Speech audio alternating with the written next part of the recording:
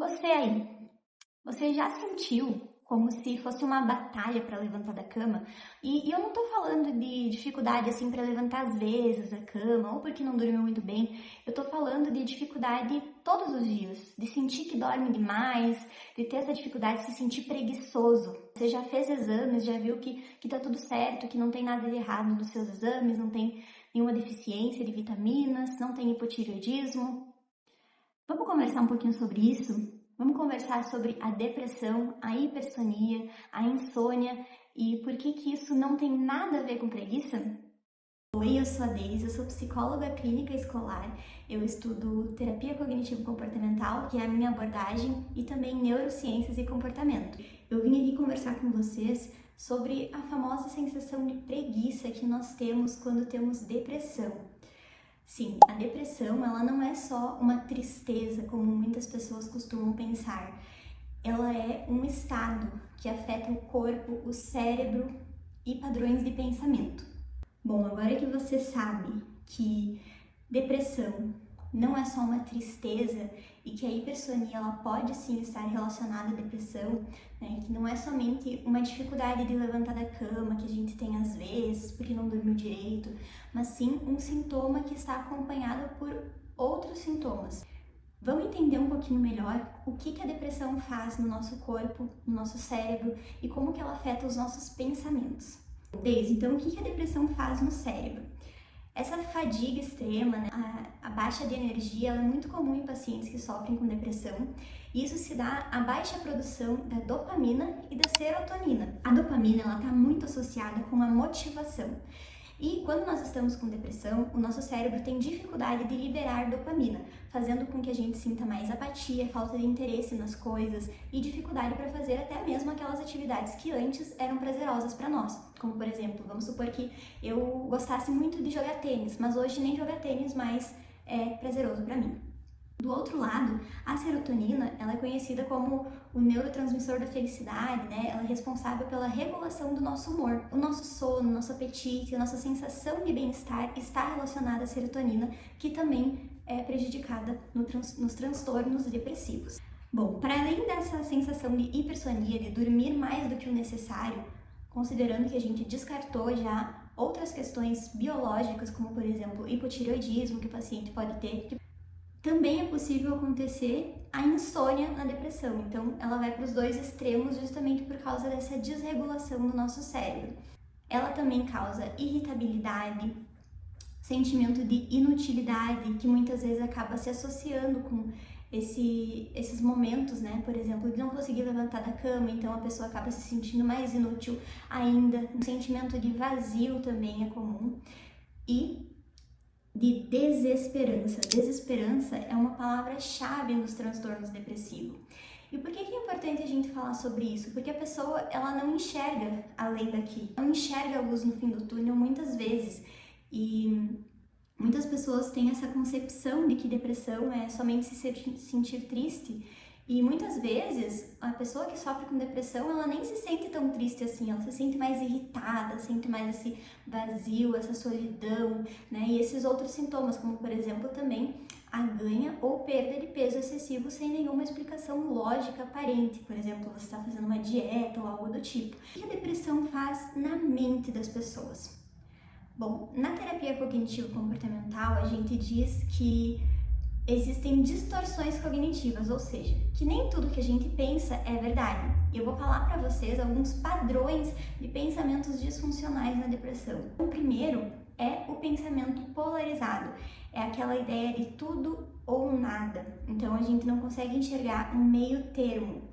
Por exemplo, se eu não consigo sair da cama, então eu sou incapaz de fazer qualquer coisa. Então, ou eu tenho o sucesso completo ou eu tenho o fracasso completo, né? Então, eu não consigo enxergar esse meio termo. É como se literalmente a gente pegasse alguns óculos e enxergasse com aquelas lentes, mas quando a gente tira essas lentes, a gente consegue ver as coisas de outra forma.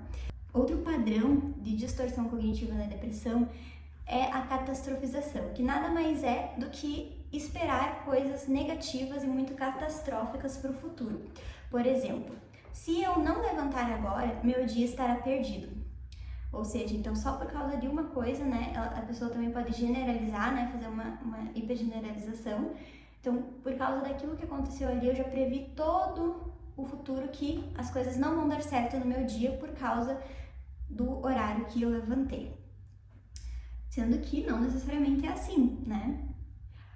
E outra coisa muito comum e que às vezes quem conversa com pessoas que estão passando por um momento mais depressivo percebe nisso e podem sentir dificuldade de conversar com essa pessoa por causa disso, né? É justamente a desvalorização e a minimização de conquistas. Então, por mais que a pessoa às vezes esteja avançando no tratamento, por mais que a pessoa esteja assim, alguns dias acordando mais cedo do que outros, né, não está tendo hipersomnia todos os dias, por mais que algumas coisas ela esteja mudando, ela não reconhece isso. Ela simplesmente ignora e ela dá um foco naquilo que vai comprovar o que ela está pensando naquele momento.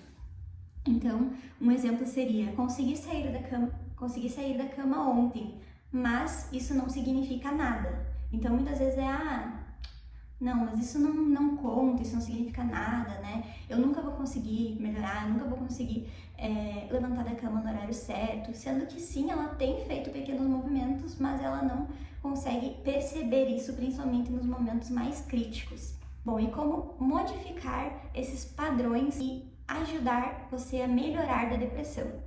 Primeira coisa, obviamente, é procurar ajuda profissional, porque caso você se identifique com sintomas ou caso você saiba que está com depressão, foi diagnosticado, você precisa fazer acompanhamento com psicoterapia e às vezes com medicação psiquiátrica, justamente por causa dessa parte neuroquímica do cérebro.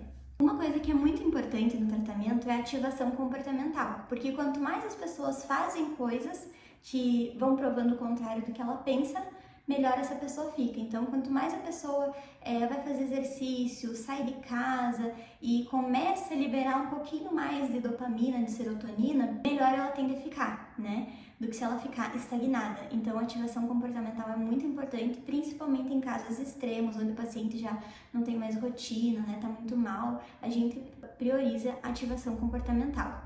Exposição ao sol também é muito bom, fazer exercícios físicos que liberam uma sensação de bem-estar, né, a longo prazo e pode ajudar também no tratamento da depressão, além de questionar os seus pensamentos. Então, será que realmente isso que eu tô pensando é verdade?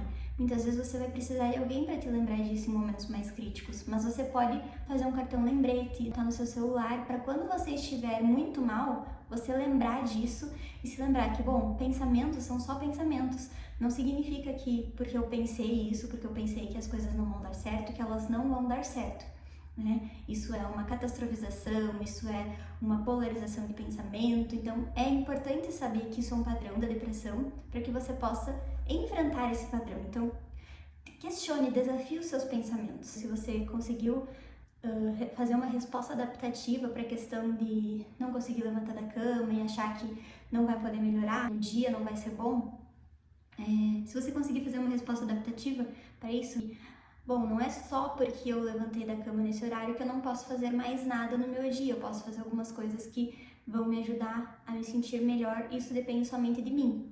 Então, isso é uma resposta adaptativa e que pode servir como um argumento aí para você anotar também para você mesmo quando você estiver mal. Bom, era isso, pessoal. Era para ser um vídeo mais simples mesmo, mais breve, com o intuito de conscientizar vocês sobre a saúde mental, sobre a importância disso e também caso você tenha alguém, né, no seu convívio que sofre com depressão, para você entender por que isso acontece. Com toda certeza, chamar a pessoa de preguiçosa não vai adiantar. Às vezes você vai precisar repetir algumas coisas, vai precisar lembrar ela que aquilo são padrões de pensamento, vai precisar ser esse apoio para ela, mas não desista. Você que tá com depressão também, não desista. Você pode ver uma luz no fim do túnel, só que agora o seu cérebro não tá deixando você enxergar isso.